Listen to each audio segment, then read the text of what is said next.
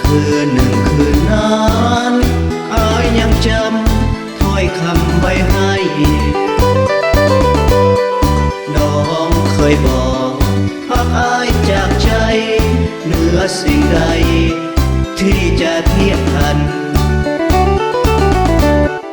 ก่อนจากน้องฝากความหวัง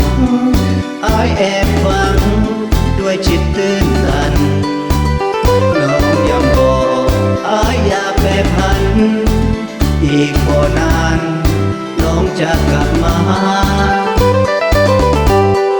น้องบอกหักอายคนเดียวจิตแน่นเดียวหักเดียวผูกพันมีสายอื่นเหมือนแสนผูกพันแต่น้องนั้นมันคงเลื่อยมาคอยเฝ้าน้องอยากมีหวังแต่หมดหวังพักพังทลายฝันที่สั่ง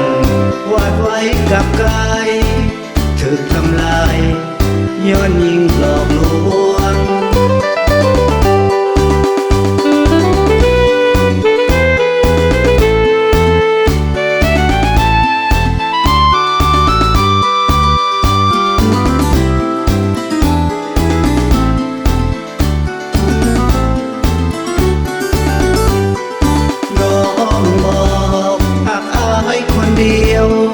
จิตแน่นเหนียว